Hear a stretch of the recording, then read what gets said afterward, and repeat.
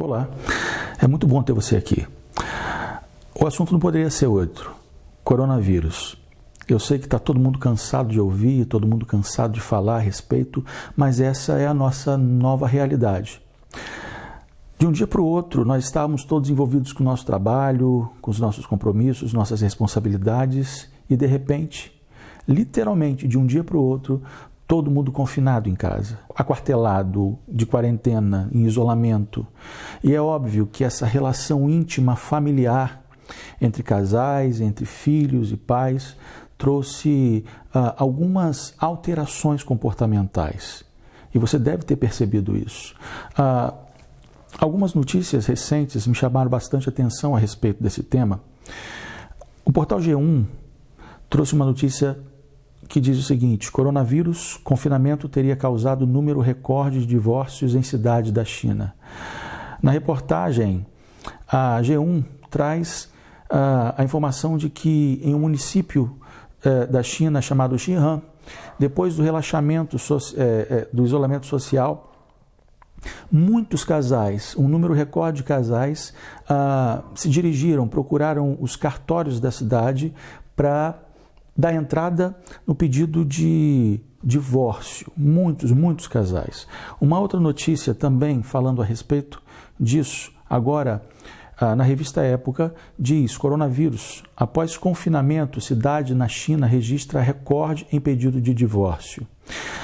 Essa mesma reportagem diz que nos Estados Unidos houve um aumento de 50% na procura de advogados, operadores do direito, que são especialistas na área do divórcio. Mas esse fenômeno, vamos dizer dessa maneira, não ficou apenas do lado de fora do nosso país, da nossa realidade. Uma outra reportagem, agora no jornal O Estado de Minas, traz uma matéria cujo título é: Quarentena contra o coronavírus vira teste de fogo para casais. O que parece é que nesses últimos tempos, esse relacionamento tão íntimo, tão próximo, tão intenso entre os casais começou a gerar uma série de crises em casamentos. Essa reportagem especial do Estado de Minas Gerais chama de hiperconvivência, e eu gostei dessa expressão. Eu vou dizer um pouquinho daqui a pouco por que eu gostei. E não é tão difícil de nós entendermos o porquê as pessoas estão vivenciando essa experiência negativa da hiperconvivência. Afinal, no dia a dia que nós vivemos tão corridos, comprometidos com as nossas responsabilidades, muitas vezes mal nós temos tempo de nos envolver e nos relacionar com os nossos familiares, em especial com o cônjuge, com a esposa, com o esposo.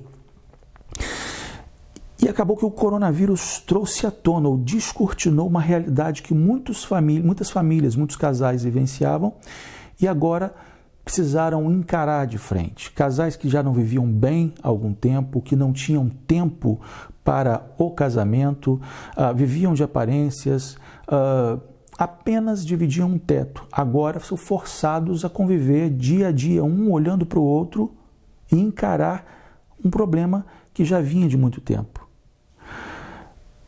Isso me chama atenção porque não é exatamente para isso que existe o casamento. Quando nós nos colocamos na intenção de procurar alguém para casar, para nos unirmos com outra pessoa, não é exatamente esse o motivo? A convivência íntima mais latente, a hiperconvivência. Como pastor há algum tempo, eu acompanho casais que passaram por toda a fase do relacionamento. Namoraram, noivaram e resolveram se casar. Alguns até pularam algumas etapas, mas em alguns aconselhamentos com casais que estão próximos, perto de casar, é muito bom, é muito bonito nós vermos os sonhos, os projetos, os desejos. Nós vamos viver uma vida a dois muito bonita, muito feliz. Nós vamos conquistar os nossos sonhos, nós vamos comprar uma casa muito bonita, nós vamos ter um bom carro, nós vamos poder viajar juntos, curtir a vida juntos, nós vamos ter lindos filhos. A história se repete sempre e é algo normal, porque quando alguém se une a outra pessoa, o desejo é realmente realizar os sonhos como casal, como uma nova família. A questão é que, para alcançar esses projetos e esses sonhos, existe uma caminhada, existe um modus operandi, melhor dizendo. As pessoas precisam suar a camisa, literalmente, para conquistar esses sonhos. Acordar cedo, dormir tarde, ganhar pouco muitas vezes, não alcançar tão rapidamente os sonhos que planejava alcançar. Muitas vezes passam-se anos e não se alcança aquilo que se sonhava antes mesmo de casar. E é muito sutil essa relação ao passar do tempo e passar dos anos, em que na busca de conquistar os sonhos, as pessoas entram num ritmo em que os sonhos se transformam em consumo, que se transformam em materialismo e que se transformam em individualismo. E aí, ao voltar para casa no final do dia cansados, a relação desgastada, de estresse, de frustração por não ter alcançado os objetivos, ainda se torna enfadonho. O relacionamento se torna enfadonho. Talvez seja por isso que tantos casais nessa relação forçada, hiperconvivência por conta do confinamento e do isolamento, estejam repensando os seus projetos, os seus sonhos e o próprio casamento. Em muitos aconselhamentos que eu já fiz, eu vi casais que viviam em relacionamentos de disputas, de concorrência, um com o outro. Esse é o meu dinheiro, esse é o seu dinheiro, esta é a minha conta bancária, esta é a sua conta bancária. Eu compro o que eu quero, você compra o que você quer. E essa convivência de partilha, que é a proposta do casamento, vai se esvaindo aos poucos e sem se perceber. Existe um casal que conviveu essa hiperconvivência, experimentou essa hiperconvivência e que nos pode ajudar um pouco a falar a respeito desse assunto, como exemplo e como conselho. Esse casal muitas pessoas conhecem, outras já ouviram falar. Esse casal é um casal que é apresentado no texto de Gênesis, capítulo 2, nos versos 18 e no verso de número 24, nós podemos ler o seguinte: O Senhor Deus disse, não é bom que o homem esteja sozinho, farei alguém que o ajude e o complete. No versículo 24 diz, por isso o homem deixa pai e mãe e se une à sua mulher, e os dois se tornam um só. O texto fala a respeito de Adão e Eva. Literalmente, Adão e Eva viveram uma hiperconvivência, um isolamento forçado, ou pelo menos no início da raça humana, porque eram aqueles que iriam dar continuidade ou dar o start, o início ao que nós chamamos hoje de raça humana. Estavam ali juntos, como casal, numa hiperconvivência, numa relação íntima, intensa, donos do planeta, num jardim, vivendo essa relação, que não é fácil, nós sabemos. Mas esse texto de Gênesis, capítulo 2, os versículos 18 e o versículo 24, podem nos ensinar algo a respeito dessa relação intensa que é o casamento e o seu propósito. Talvez o que nós tenhamos esquecido ao longo do tempo é justamente os conceitos a respeito do que é o casamento, o seu propósito, como lidar com isso. Casamento é um milagre. Relacionamento conjugal não é um ringue de luta, não é um campo de batalha. Ao contrário disso, o relacionamento conjugal é um relacionamento onde a proposta é partilhar a vida, construir uma vida juntos. Duas pessoas que não se conhecem ou que passam a se conhecer, mas que foram criadas de forma diferente, por pais diferentes, tendo experiências diferentes, agora se unem para derrubar muros e construir uma vida juntos. O texto de Gênesis capítulo 2, o versículo 18, nos mostra que o propósito de Deus para o relacionamento conjugal, para o homem e para a mulher, é fazer um e o outro para que esses dois unidos se completem. É exatamente isso que o texto diz. Farei alguém que o ajude e o complete.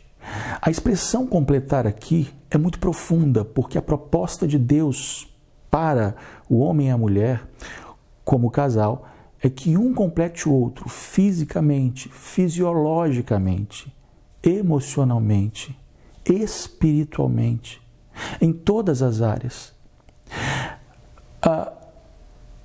Ao perceber isso e resgatar esses princípios, nós podemos perceber como perdemos tanto tempo em disputas, quando, na verdade, independente de sonhos e projetos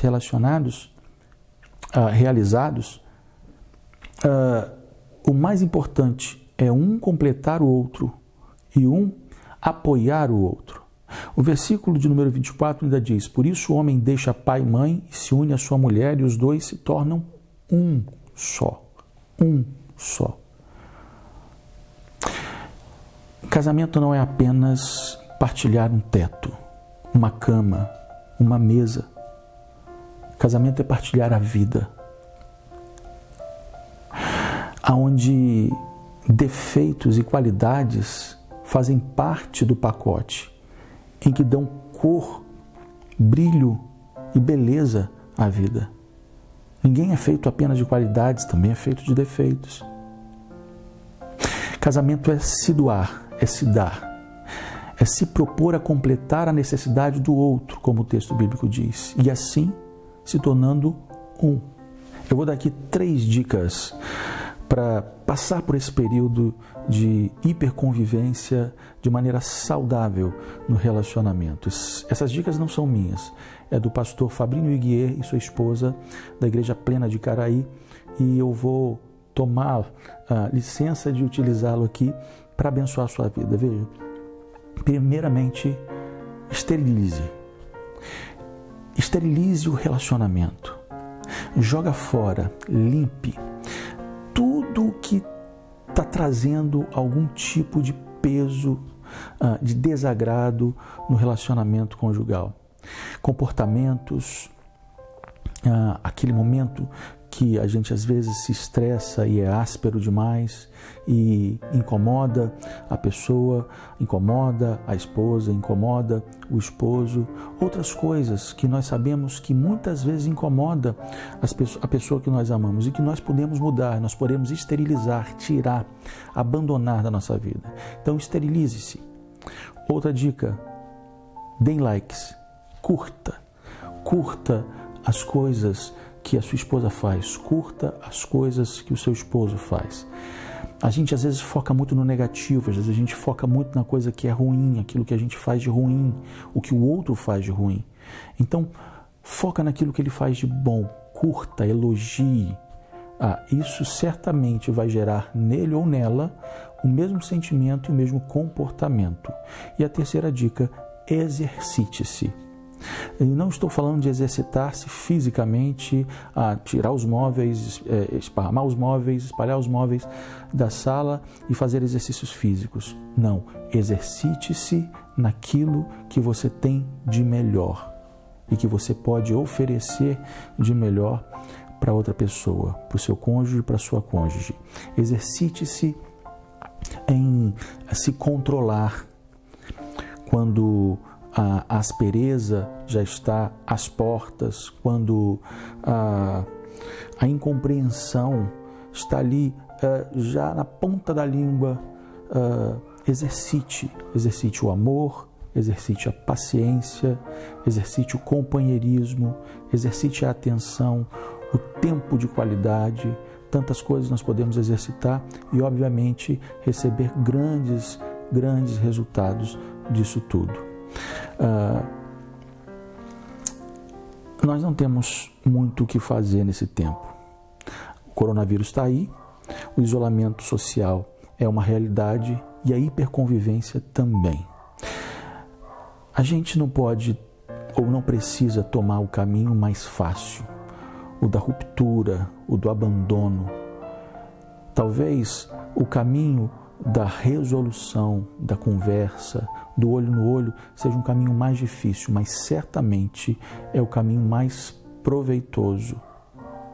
Tenha isso em mente. E se você gostou dessa conversa, desse bate-papo, inscreva-se nesse canal, não deixe de curtir e deixe o seu comentário para a gente conversar melhor e eu certamente vou te responder. Quero te agradecer pela sua atenção. Deus te abençoe.